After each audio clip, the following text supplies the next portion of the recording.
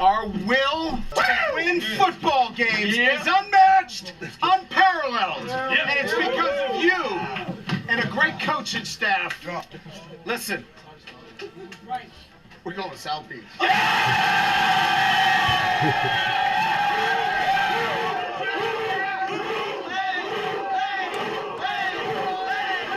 Welcome back, ladies and gents. It's the Irish Coffee and Donuts Show. It's 8:49 p.m. Eastern Time on November 24th? 5th?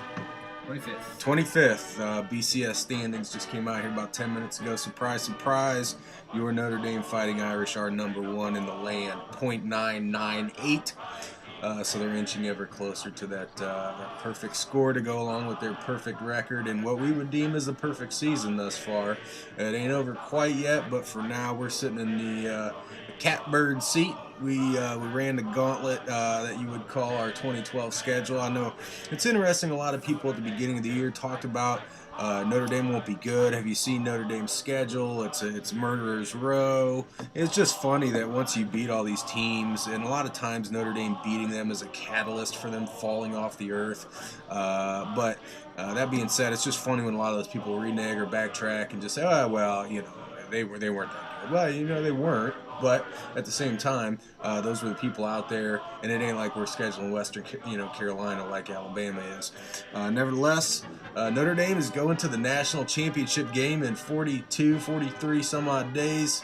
We're going to Miami, boys. Yeah, it's kind of insane. I mean, if anybody else out there is feeling like I am right now, it's like I'm having a good season on NCAA football or something like that. Like, it's just not real. And there's a part of that when you start the season unranked and you feel like you're going to have a good season, and then all of a sudden it turns into, I mean, for me, and I'm assuming for everybody else out there, it got very real when they beat Oklahoma. And they looked good beating Oklahoma. Absolutely. It wasn't a fluky win. And all of a sudden it was like, that was the point where you felt entitled to getting to the BCS at least. And then all of a sudden it just became, they're looking good and they're beating up, and it was, the schedule worked out so well with the Pitt, maybe not the Pitt, but the BC and the Wake to kind of have that little dip after Oklahoma before USC. But to go back to what you said, absolutely. Last year, everybody was talking about this is the apocalyptic schedule. This is the apocalyptic year of the Mayans, And to be fair to some of those boo birds and some of those haters, a couple of those teams have fallen off. It did look like a murderer's row, but when you thought of Miami last year, you thought Miami was going to come to play. They didn't. So they fell off a little bit. Michigan ended up being a good team. We talked about how them and Ohio State Michigan's lost 4 games. And on the road or at neutral site, and their combined win-loss record of the people they lost to is 45-3. Yeah, and I know that you and I feel the same way about Michigan, which is top-notch talent all over the field, and just a question of coaching probably that can't put them together. Michigan feels like Brian Kelly could go there next year now that we know what he's capable of, and he could probably make them go 12-0.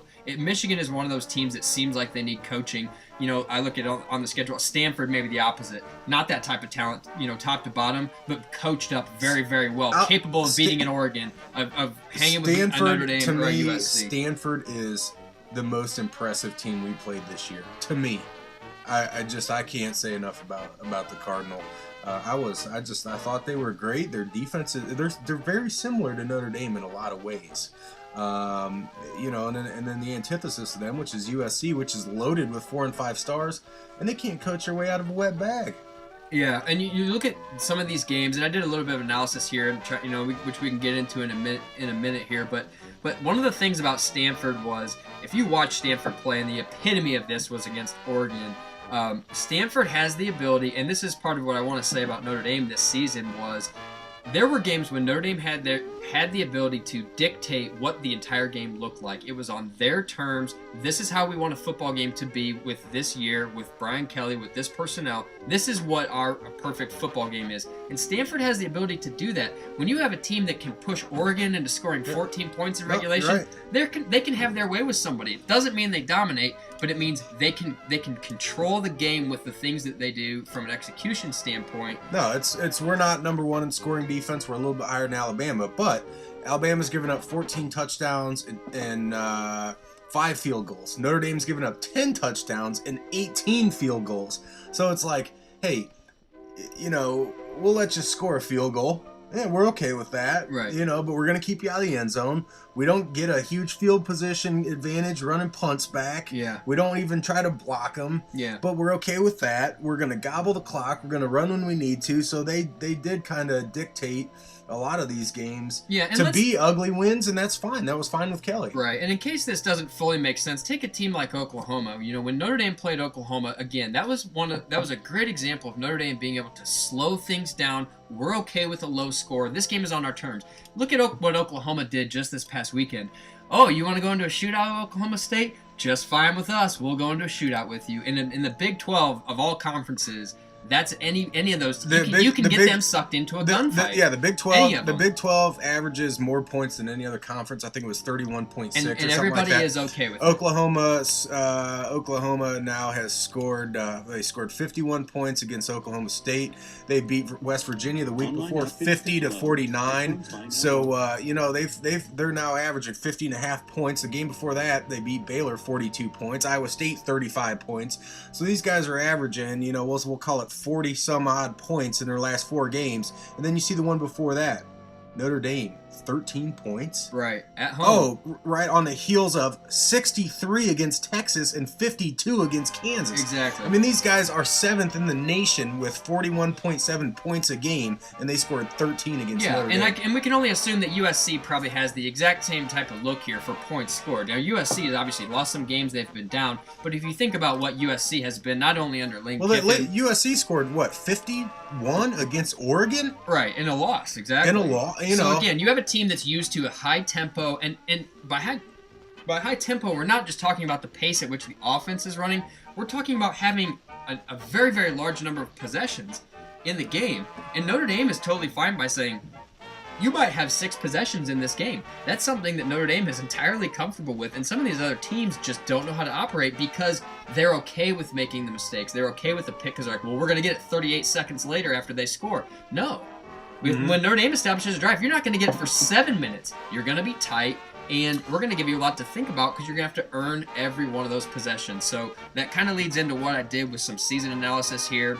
We're not just going off the USC. I brought some of my notes today. We're just kind of looking at the entire season of what Notre Dame was able to do, and that's one of the things that has kind of shown is that they've had these games where they could create their own environment, and that seems to me that they were the most successful. No, it's like quicksand. I mean, they suck you into their game plan, and next thing you know, the more you struggle, the deeper in it you are. Right. And you can't.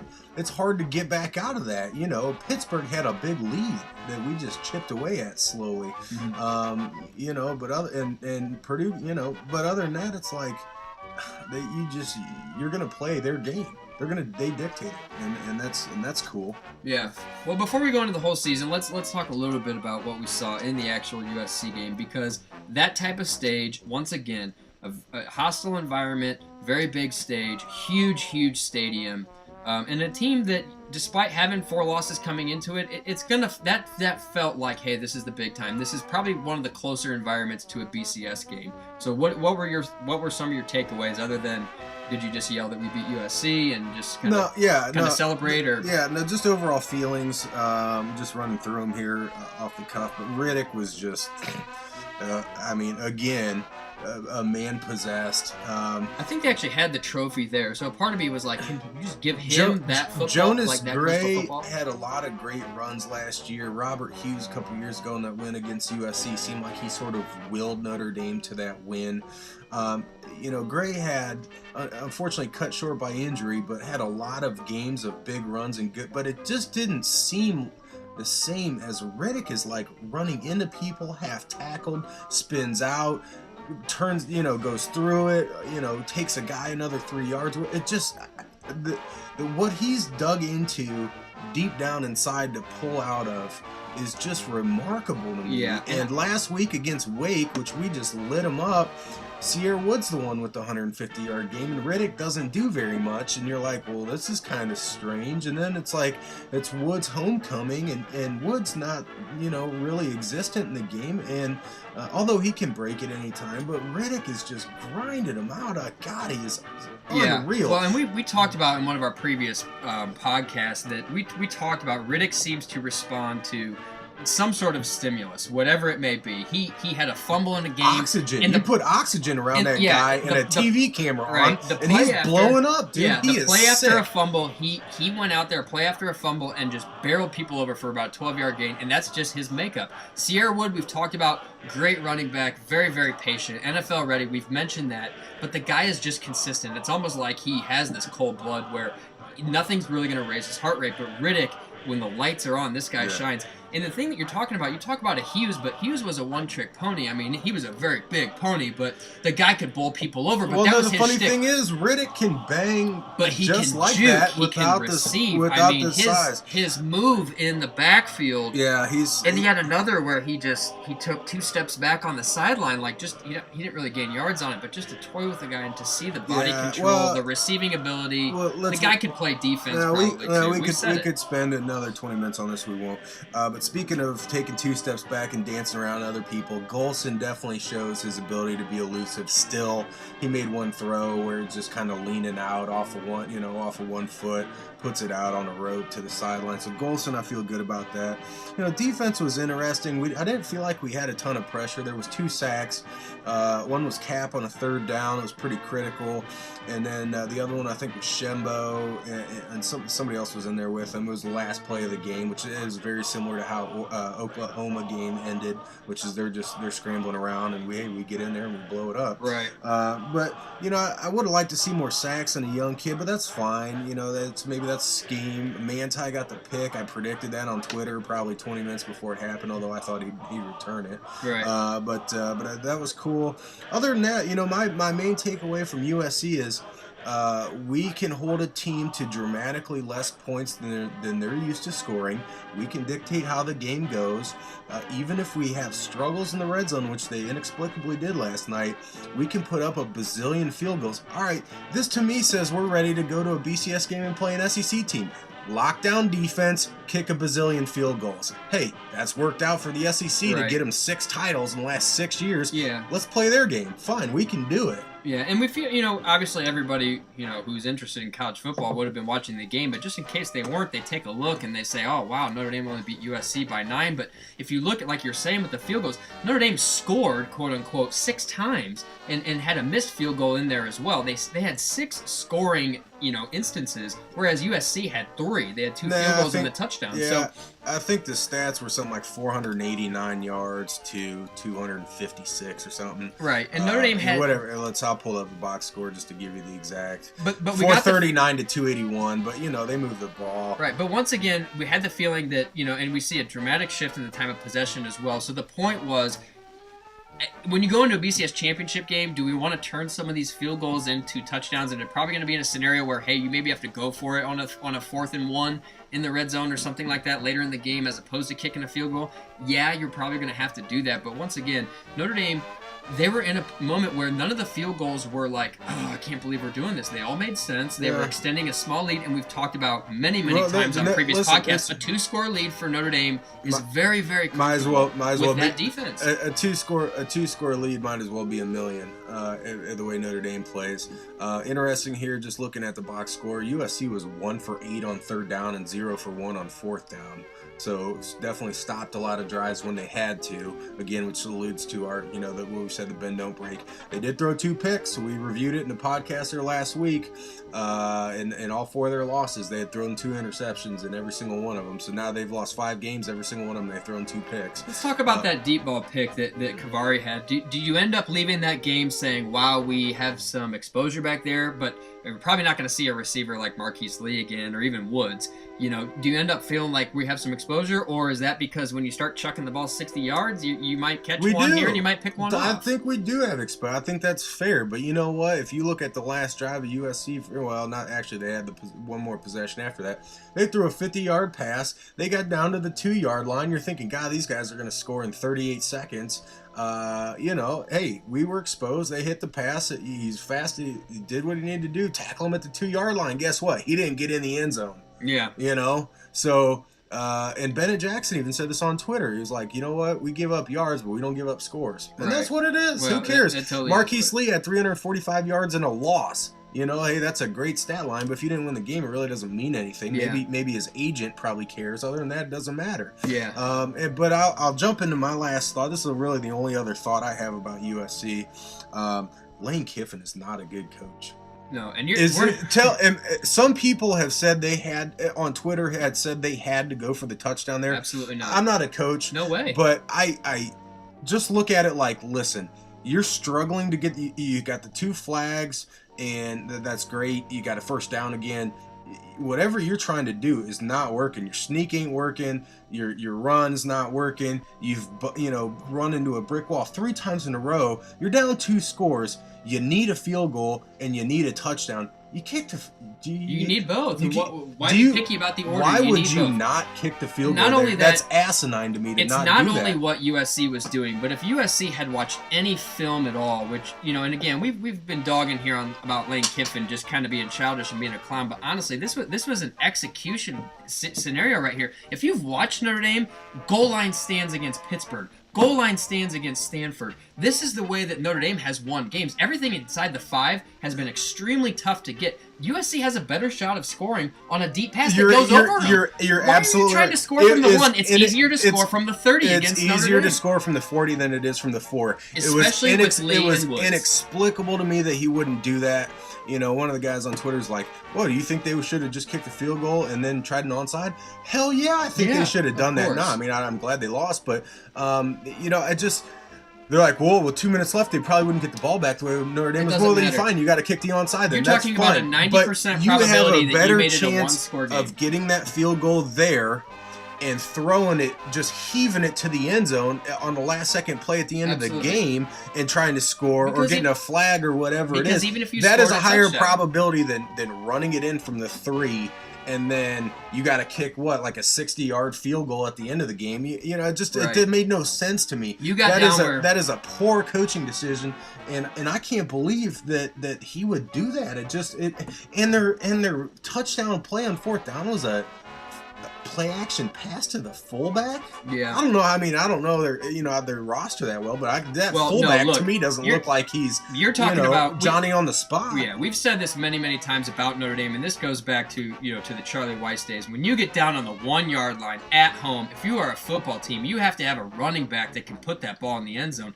When you're 3, and let's not just talk about the 1 play to the fullback, going out to the right. They had 3 play calls down there, one of which were try to get a pass interference, roll out the fullback, and make kind of a difficult throw for a freshman to make, because the guy was diving for it. So that's one of those. And he's calling timeouts. They don't have. He's running down there. He basically nullifies a touchdown with his timeout. Well, you know what? We did too, though. We did too. Kelly did the exact same thing on the next possession. Right. We ended up kicking the field goal. But still, top to bottom, there was no question that Notre Dame managed this game and every other game this season 10 times better than what you've seen from USC. You got to give your guys a chance. That's the bottom line. But again, this is the maturation of both the coaching staff and the team. A couple of years ago, Notre Dame was the team, and with Weiss. A lot of times with Weiss, and even a couple times with Kelly, Tulsa and these other games. Notre Dame looked like the team that was confused or ill-prepared at the end of, oh crap, what do we do now? And now I will say this. Kelly did look confused. Like, there was a couple times they snapped the ball. Once we got the ball back and stopped them, we snapped the ball with 11 seconds left on the play clock to take a knee. Right. That's stupid. Why would you? We shouldn't even have to punt there. Yeah. We should have had to give the ball away. Yeah. But we did, and that's fine. But there seemed to me like a little bit of confusion. But overall, these guys and Kelly and his staff and Diaco and all these guys, they look like they knew what to do in that situation. And Kiffin looked woefully unprepared and confused. And that's a turn of events for Notre Dame fans. I mean, you're used to Charlie Weiss just. What's going on here? And even Kelly in his first couple years, not that he hadn't done it as a coach at the other levels, but maybe just being in that stage had him rattled. Yeah, he couldn't communicate it quickly enough. Yeah, and he just couldn't come to grips with it. And Kiffin, and they said, even the interview, they're like, Lane, what makes you think you're going to win the game today? And he's like, well, we're excited to be here and to play, and we got a great opponent. And he just mumbled a bunch of stupid. Yeah, we're lucky the number 1 team's coming in here. I'm like, no, you're unlucky. That's it. That's your plan. That this is listen. I mean, did we beat a mediocre USC? By USC standards, they were mediocre. But the fact of the matter is, this team was number 1 preseason. We didn't rank them. The press did. and we took them down, and that's great. And hopefully this starts another decade of dominance in USC. And I put on Twitter, USC will not be ranked number 1 again for at least 5 years. No, I don't think it's going to happen when 2024. Maybe they'll get back there. It ain't gonna happen anytime soon. I mean, as far as this rivalry specifically, the pendulum swung. They're done, and they're losing recruits left and right. I guarantee it. Brian Kelly's out there right now. He's meeting with guys tomorrow. We're pulling them, and because Kiffin looks at stars, he doesn't look at how guys fit into his system. He doesn't. But I mean, Kelly on the flip side takes guys and puts them in where they need to go. Kiffin is not the guy for that. I hope he stays around forever because I think he's a joke. But that's all I got on USC. Whatever you got some stats. No, the only other thing I have from that game specifically, it does kind of bring it back to Notre Dame and to Golson. But I think one of the things, yet again, you see Notre Dame go into what's arguably a tough game. Despite all the analysis we just gave of Kiffin, it's still a tough game. It's as much as the opponent, it's a circumstance. You know what you got to do. Right? There's a lot of timeouts. It's national attention. It's 10.3 overnight rating, which is like one of the hugest college football games. Right. More people watch that game than the Fiesta Bowl and the Rose Bowl last year. That's remarkable. Yeah. So that the stage, even if the opponent, who's historically had their number, wasn't the best team in the world this year, it was set up for like, hey man, it's a tough task. Yeah, absolutely. And the only other comment I had here was I really felt like the fact that Notre Dame left the stadium, last night with 0 turnovers, really is starting to speak to Golson's command of an entire game. Wire to wire, he's in there, other than when his helmet gets broken or whatever for a play, and Reese. It's like Reese has to play one play every game. I'm not quite sure why it always happens. Hey, listen, but the thing man, is, it speaks to Golson's command of the game. We were talking earlier in the season, where he was getting pulled because he had a pick. So, I think that danger is gone. I think it's to the point now where Kelly feels overly confident with Golson being in there, just being able to manage the game. So, the guy has definitely matured in the course of the season. And there are very few times you look at him and say, "Wow, that's a freshman. That's a freshman knucklehead and move." he's squirrely. And he threw it away at the right times, and he did what he needed to do. I mean, the truth is, USC is number 4 in the nation in sacks. They're averaging 3.3 sacks a game. They got 43 on the year, and I think they only got Golson once. So he did what he needed to do. Riddick's he's a good player. I mean, he's gonna be a witch to deal with the next couple, in the next couple years. But who knows, man? They may have Rich Rod in there before. God, I don't even know. Yeah, I don't. They should bring Sarkisian back from Washington if they're smart. But I'm not sure what their plan's gonna be there. But the swan song, I think that was the sayonara to the USC. Hopefully we shoved them off a cliff and you leave that game thinking they're not coming back to reload. You got Barkley going out the door. You got some of these wide receivers probably. And if you're recruiting against them, that's all you got to say. Listen, dude, did you see the end of that game? Do you realize Lane Kiffin could have just kicked a damn field goal and done an onside, tried to get the ball back, and he went against it against one of the best goal line defenses in the nation? Why would you want to go play for an imbecile like that? That's all I would say. Yeah, and you saw a team that basically seemed to get worse as the year went on, as we've said many times with USC here. They're ranked number 1, and then it was just a fall down the side of the mountain all year long. So when you look at a team that gets worse as the season goes along, it's not really somebody you have a lot of faith in. No, absolutely not. Whereas Notre Dame has typically the last couple of years really come on in November. So, the last thing I got here, just a kind of a more macro thing. It's funny that I didn't really have the same emotion beating USC. We talked in the podcast last week. I was like, I was literally overcome with emotion to the point I came to tears. In that. We kind of felt like Notre Dame was going to get screwed out of the BCS somehow. There's just this media bias. There's this SEC love fest going on. ESPN's going to get the people that they want in there. Oregon's probably going to get screwed, although their schedule's not great. But hell, they only lost one game in overtime to Stanford, who lost to the damn best team in the country, us. But we kind of felt like, man, Notre Dame's going to get screwed out of this thing. They won. They beat Wake. It wasn't that game wasn't emotional. But once Oregon and Kansas State lost and we became number 1, you knew that BCS component of us getting jobbed was out of the equation. I was really overcome with emotion for that. But the funny thing is, after beating USC and knowing we're finally going to the national championship game, it was like, it's cool, but it was just reaffirmation of what I already knew last week. I had already felt it. Maybe it already hit me before. I don't know if you're the same way. I'm totally the same way. Part of it is I think that I remember rooting hard against USC back when I was much younger, and it was more about hatred as far as just being a fan. But this is something that we mentioned all the way back after we beat Michigan, which was I didn't feel a lot of the same hate for Michigan. And I think, to be honest here, if I kind of look at myself in the mirror, when you're losing games, you start to look at the other team and say, you ruined this for us, And as the season has progressed this year, you start to realize that Notre Dame is at least good enough that if they lost that game against USC, they lost it on their own. It wasn't like USC came and just basically knocked you back to reality like a 2005 or something like that. And Notre Dame was good enough that if they lost last night, they would have made a really boneheaded mistake to lose the game. Yeah. And all of a sudden it becomes it's just the next game is the next game for Notre Dame to do what they know how to do. This is a very internalized season for Notre Dame. Now, there's a ton of exposure this year, but all the fans, the team, and everybody on that field knows, even going to the national championship, if they do what they know how to do perfectly, they can win this game. They can beat any one of those teams. I firmly believe that. Go back to when they played against LSU. I don't care how perfect Notre Dame played against Jamarcus Russell that year. They weren't going to win. They just weren't going to win that game. Maybe they would have beat Ohio State in the Fiesta Bowl if they played a good game, but Notre Dame was outmatched against LSU. They had no business even. They had no business being there. Now they do. That's why a lot of people hate Notre Dame, because of their sweetheart deal. If you're 14 or better in the BCS, you'll go in. Sugar Bowl knows that they're going to bring a ton of fans, but the reality is, we were dramatically outmatched in that game, and I would have rather gone to a lesser bowl. Yeah, sure. And won. It'd be great to think back. Yeah, I remember when we beat, Michigan State or something like that. Yeah, well, I don't think that's the case this year. But again, it was weird for me because I wasn't emotional about I was happy we won. Hey, we're going to the national championship. I shot a few fireworks off, but I was more excited when we beat Oklahoma than I was when we beat USC.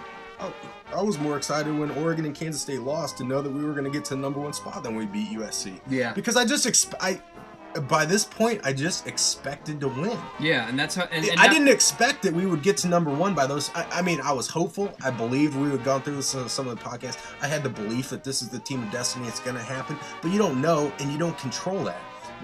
So it's like Oregon and Kansas State losing the same day. Man, that's a really unexpected surprise, and we had no control over getting to number one. That's a great blessing. That's cool. This is something we controlled, and we did. And they went in and they handled their business. Too, I mean, we talked about it, like when you see Notre Dame having their way, I think a lot of the teams on the other side of the field just stare at them like, wow, you're not the same team that we played last year. We saw that against Michigan. You definitely saw that with the Miami team, and they should have known better because they got thumped in a bowl game against Notre Dame. But this is not the USC. This is not Matt Leinart and Reggie Bush. They had no fight in them. Yeah. You know what I mean? You had a couple guys here and there that looked like they were giving the effort, and the coach. Now, Lane Kiffin it did look to me like their defense. To me, I thought they were headhunting. It looked to me like they were leading with their head and they were purposely out there. Well, I think there's a difference between guys that are headhunting and trying to hurt people, I will say, guys that are fighting for what they feel like is their own house. Looking at Florida and Georgia highlights, both those teams look like they were out there trying to kill people too. Those guys hit hard. Not that we don't, but the difference is it seems to me, and maybe this is just my perception, but it seems to me like our guys, for the most part, are hitting with their shoulder and trying to wrap up, making legitimate tackles rather than just running. And whether you get your shoulder in a little before your head or not, where it's not truly leading with your head, the reality is these guys aren't wrapping up. They're not making actual tackles. They're just delivering blows and hopefully knock people down. I think you can see a difference in the coaching. I mean, I watched, you watch Harrison Smith, even a guy that's in the NFL now playing for the Vikings. He would tackle people so high. I'll always envision him just launching off of his feet, tackling people up around their neck and their head, and you just see a difference in the fundamentals. There's no doubt about that. Right. Well, I don't know. I mean, I don't have anything else on USC. It's done. It's over with. Yep. California is going to fall off the edge of the earth into the ocean, and USC is going to go with them. That's the way it looks to me. So moving on to the national title game, I guess, right? I mean, that's now we play the waiting game, and we got 40-some days. But I think the official nomenclature for the national title or the BCS national championship game around the Domer Natties and the Twitter sphere is the Natty. we're going to the natty. Are you natty. Okay with that? Is that a cool term? Or yeah, I've definitely used the natty. I see a lot of people using the MNC, Mythical National Championship, all that kind of stuff. Again, I've been one of the most anti-BCS people. But anything that you make sound like it's kind of a cool, slangy thing, all right. Like you've been there, before, back when it's like, yeah, I have no problem with that whatsoever. It's much better than anything that's presented by Tostitos. It's much better than saying that we're going to win the Bowl subdivision series of, whatever, Article 2, whatever the official name is. It's brought to you by whoever has the largest briefcase of cash at the Fiesta Bowl. Yeah, I have no problem with that. That's cool. Right, gotcha. All right, well, the funny thing is, I was, for a long time during the season, was calling people out on Twitter and retweeting people that are saying Notre Dame's a fraud, Notre Dame's this, they don't play anybody, Notre Dame sucks, they would be, 7th best team in the SEC and blah, blah, blah, blah, blah, blah, blah, blah, just all this garbage. And for a long time, I took umbrage with it. I felt the need to defend this team. I didn't think they were getting respect. And at the time, they're climbing up the rankings. Now that we're at the top, the funny thing, I don't feel like I need to defend Notre Dame anymore. And it's not because there's an absence of people with their heads up their asses talking smack about them. There's tons of them, and it's only going to get louder. But all these SEC homers, I hope they bash Notre Dame. I hope there's some huge Vegas line on the game, whether it's Alabama or Georgia. I don't care, because I want those. Oklahoma came in so overconfident that they were going to win, and we just smacked them in the mouth, and they didn't even know what the hell was happening. Yeah. I hope that's the case for this game. Do you feel the same way? I'm to pass the point where I need to convince somebody, hey, you know what?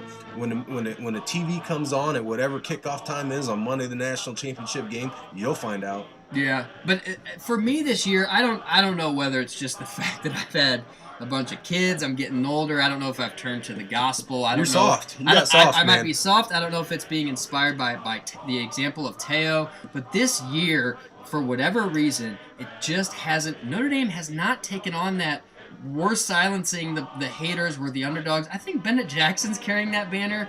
It may be inside the locker room. Individually, you have to be that if you're a cornerback. You have to be that way if you're a wide receiver. But collectively, this team to me has been, and as we've said before, the hometown boys, this has been a Tyler Eifert, Manti Te'o, Johnny Goodman kind of team. And again, I think the biggest thing for me this year is I'm not thinking at all about the haters. It's a very turn the other cheek, and it's been so internalized. Notre Dame has been waiting so long with the belief that if you do it right and you do it fundamentally and you just go out there and you manage a game and you rush the ball like they rush the ball and you stop the other team like they play defense, and they're just not chippy. They're not dirty. They don't get a lot of penalties like that. Their guys are extremely mean and very, very versatile on the defense, but you just don't see that kind of we know it attitude. It's just you go out there and they do their business and then they walk out of the stadium. And I think that the fans can feed off of that. So for me, it's just, look, the same people they're going to try to attack Notre Dame's strength of schedule by some Oklahoma lost to so-and-so who lost to so-and-so type of logic. Those are the same people who are going to say Notre Dame's a complete fluke if they lose this national championship game by 1. And we know that that's not true. Even if Notre Dame plays Alabama and loses by 2 touchdowns, I don't go to bed that night thinking Notre Dame was a fraud. I just don't think it. Maybe they finally lost a little bit of luck, or maybe they finally had a game where they couldn't put it together. But this game isn't going to expose Notre Dame. They've done everything they needed to do for the second week in a row. They're the only team in college football that's undefeated for the second week in a row, and these are when games get really tough. They don't. Ohio State fans would argue with you. Sorry, I'm sorry. Bowl eligible teams. Sorry, Buckeyes. I totally forgot about that. We both had our struggles against Purdue, right? But I do agree with you. The fact of the matter is, these guys are champions any way you slice it and dice it. The senior class right now, I've tweeted this probably 2 or 3 times now, but it just blows me away. The senior class right now committed after a 3-9 season was, I don't know, we've been Notre Dame fans for a long time. That was the absolute lowest point I have ever been in my entire life. I mean, it was the lowest of the low. It was rock bottom. Yeah. Especially on the heels of a couple of BCS appearances in prior years. And you're just like, God, decided schematic F off you. It was a complete blindside. It was horrible. I mean, I don't ever want to show anybody the t-shirt that I still have in the basement of Touchdown Jesus with a bag over his head. But that's how it was, man. It was just, that was the worst. And this senior class committed to the University of Notre Dame on the heels of that shitfest. That's remarkable. Absolutely remarkable. Yeah. They wrote out the last couple of years of Weiss. They had a new coach. And now, a lot of people have change in coaching staffs and whatever. Kelly punks them out last year. My guys, your guys, everybody responds. But these guys have just epitomized what Notre Dame is about, which is faith. Having faith in something. Buying into something that's good. Doing it the right way. And it certainly helps having just a absolute beast of a leader in Manti Theo, but he's such he's such a teddy bear type of figure, and we hate to say that because of what happened with his girlfriend and his grandmother, and everybody, he had so many prayers and everything, but you look at him and you hear him in his interviews, and he's just not. I hate to use these football cliches, but he's a middle linebacker, and the guy's just a well-spoken. He speaks of love, faith, and religion when you interview him. Yeah. Not about ripping somebody's head off and nobody's believing in us, man. We're the underdog, and you don't hear any of that. But the funny thing is like, you know what? If you believe in God, then you know that what happens at the end, right? It's like, hey, you don't need to be some prepper, stacking ammo and bombs and all this crazy stuff. I mean, I'm not saying you shouldn't. It's probably a better investment than being in stocks right now. But the reality is, if you know God and you know that He's on your side, you're just confident that things are going to work out according to His plan. And right. Not to get too preachy here, but you don't. If you have a solid foundation of faith in your personal life, in your spiritual life, you don't worry about a lot of stuff. I mean, you can't just be a apathetic bum that just lays on the couch like, well, I don't have to do anything. God's going to take care of me. Where you're going to win Powerball on Wednesday. That's not what I'm saying. But you have this quiet confidence about you that you have something higher power on your side and things are going to work out. And that's a lot of the attitude of this team. Well, and when that really hit home for a lot of people, for me, honestly, if people listen to the history of our podcast here, it was the night that Kansas State and Oregon go down. And the thing was, I wasn't going to be upset as a Notre Dame fan if those two teams didn't lose that night, because I wasn't entitled to that, nor was Notre Dame. But it was just, like you said, it was just a faith in that things are going to work themselves out. And it sounds a little bit naive and kind of like, hey, the tooth fairy's going to come give me $1 type of stuff. But it's just what happened. And what you're speaking to is great life advice and also great advice for a football team, which is you're your own judge. And I think that's what's happened this year with Notre Dame. Now, thank God and thank your lucky stars that the BCS did not screw Notre Dame, because teams have been screwed. And I have a big gripe with that. But you know what? It's gonna go away next year. And Notre Dame they have been quote unquote lucky in that regard. But the thing about this season is I don't care what Alabama fans say. If I'm an Oregon fan, I feel differently. I do feel snubbed at this point. I don't like where they're at in the BCS, but it is what it is. When you stand alone on that tower with an undefeated record, you are your own judge. You're your own judge. You make your own rules. I mean, Notre Dame is the 1%. I don't mean to get political, but if you're getting preachy, I'll do it. They are the 1%ers. You're living in another life now. You're making your own rules, and you don't have to answer to anybody. And just the same, if Notre Dame loses the national championship, I don't have to apologize and say, well, sorry, man. I'm not going down for you or anybody. Yeah, but if they lose the Natty, I will not go to work next day and be like, all right, you got me. They were a fraud. I should have said it after Pittsburgh, but they're a fraud. Hey, they're not. They're not a fraud. We're not going to work the next day regardless, because we're going to be down there waking up in a parking lot. So. Right. But the point is, this is not something where Notre Dame is still trying to pull off some elaborate con. And trust me, anybody that watched a Charlie Weiss team knows what an elaborate con is in college football, right? You're right. We just talked about hitting rock bottom a year after being in a BCS bowl. How does that happen? It happens when the foundation's built on sand and not built on stone. And everybody that's following Notre Dame is very confident that this foundation is on stone, and it's called defense. And that's the reason it's not a fraud. And that's the reason why I don't have to answer to anybody. Look at the stats. They're not going to get blown out. They're just, I don't know. How could you blow this team out? Look at the teams that have scoring ability that they've played this year. Even Miami held to 3 points. Michigan, what'd they get, 6 points? Oklahoma, 17. USC, 13. These are firepower type of teams, and nobody's scored more than 20. Purdue scored more points on us than... Yeah. Yeah. I mean, that's where it's at. Our brother-in-law, and you know who I'm talking about because we only have one. I won't call his name out. It basically was, and he's a Penn State fan, but it was razzing me at the beginning of the year. Notre Dame will lose some game this year by 40 points.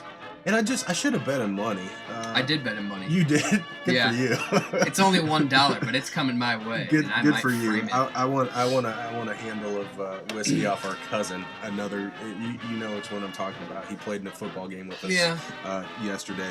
But it's just like this team is not going to lose by 40 points. It's just not going to happen. Charlie Weiss could lose by 40 points. Oh yeah, he did. But this team does not. It's not going to happen, man. It's not. I don't care who it is. Oregon, who you think would score 1 million on anybody, plays a team very similar defensively to Notre Dame, and Stanford scores 14 points. Yeah. And going into that game, had 13 consecutive games over 40. Scored 14. Right. And if people don't believe that, you need to watch games such as the Pittsburgh game. Now, Pittsburgh's not the best team that Notre Dame played this year, but they did play the best game against Notre Dame, I think. And you're talking about a team that ended up scoring, 26 points against Notre Dame? It was a triple overtime game, and the quarterback was throwing the ball all over the field. They scored 26 points. Wake had more pass attempts probably than anybody. They didn't score. The team is just not built that way. And you know what? I really don't blame the people, even the ones that are family members, for not seeing the light, because it was a leap of faith, and that is part of it. But when you build something on defense, Notre Dame hasn't really seen that since 2002. And the last time they saw it, there was no offense. There was no offense to go with it. So it does not compute. But when you saw Notre Dame had the defense from day one, they had the defense from day one this year. And what happened over the course of 12 games? The offense consistently improved. Well, that's the thing, and I think as a whole, most people just looked at these games like, oh, you put 50 points on Navy, that's great, but then you struggle to beat Purdue, you struggle to beat Michigan State, you barely beat Michigan, Miami was a joke, and then you go to overtime with Stanford, and hell, you only scored, blah, blah, blah points against BYU, you got lucky against Oklahoma, they're overrated, then Pittsburgh takes you overtime, you don't look great against BC, okay, Wake's a throwaway game, and USC is overrated in their shell, their former self. Fine, whatever. The truth is, we had a freshman quarterback just like a lot of other teams. The coaching staff was very methodical in how they installed plays and how they rolled them out. Not saying rolling out of the pocket, but how they deployed different packages. Sprinkle a lot of reason just to not lose games. Hey, play it smart. Doesn't matter. When going 4-0, we're not going for style points at that point. Just don't lose. And so I think people got rocked to sleep, and that's fine. I hope they're all still sleeping when we walk in and start punching people in the head down in Miami. Yeah. Because I think it's going to happen. What else you got? We're at 40 some odd minutes here, we had a couple short podcasts the last few weeks, so we're definitely making up for it on this one. Yeah, well, I think we can roll over my big statistical analysis into another podcast. But just to kind of wrap up what you're talking about, I think the main reason that Notre Dame snuck up on a lot of people was, if you've watched Notre Dame play every game this year, they really have. This sounds really corny, and it sounds like kind of a throwaway rationalization of what's happened this year, but think how much Notre Dame has learned from every single game. And there's a lot of teams out there that only learn from losses. They only learn things about themselves. They only make dramatic adjustments when they lose. And Notre Dame did not do that because obviously they didn't lose. They made dramatic adjustments in personnel, in play calling, in scheme, in when we're going to blitz, when we're going to do this, do that. Not punt return, but everything else. They made dramatic adjustments. This team has learned, progressed, and morphed throughout the season. And a lot of teams like Alabama, they're going to be what they're going to be throughout the year. And you know what? It either works or it doesn't. Yeah, and if you lose one, you lose one. There's not, and not to say there's not a ton of value, I guess, in us playing Wake, but at the same time, we opened up playbook and threw deep a bunch of times, and that's one thing we hadn't really worked on. Said, hey, there's no value in Alabama beating up on Western Carolina other than getting reps for guys, on the second. Doing the same thing they're going to do the next week against LSU. Yeah, but the only advantage of that may be if you're playing against Notre Dame. Let's get in the mind of Nick Saban or Rick here. Which game do you watch? Which Notre Dame game do you watch? And which Notre Dame team do you expect to show up? I mean, the game films for Notre Dame, it is not the same team. It's just not the same team every game. There's not a there lot are of some games where you see some of the truths rising above. Obviously, Eifert is tough to deal with. Riddick is going to give you his best. But you can double team Eifert and somewhat take him out of the game. Well, guess what? Then the whack-a-mole moves to a different hole, and you got to go stop Riddick on the other side of the field. So. You're right. Well, we didn't get into a whole lot into what team we're going to play. The truth is, right now, I don't really care. Although I have just a weird sneaking suspicion that we end up playing Georgia. I really want to play Alabama because they've been the best.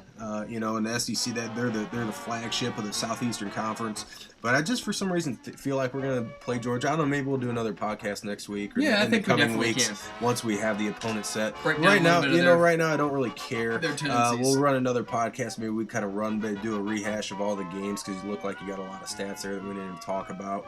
Other than that, it's not we'll end on this note. Just like this podcast is not about Georgia, it's not about Alabama. This Notre Dame team has not been about our opponent for the majority of the year. Hey, don't take offense. It's not you. It's us. It's about us. It's about us handling our business. And guess what? Hey, we got our suitcase packed, homie. Yeah, but think too. I mean, you're talking to two lifelong Notre Dame fans here. I mean, we've been watching Notre Dame for a long time, and we're not giddy. Like we're not because you don't feel like it was a luck thing that happened, And so that's the thing. Right. It's this quiet confidence. We built the thing on defense, and you know that you're always going to have a shot at it because you built it on defense. And you listen to people like.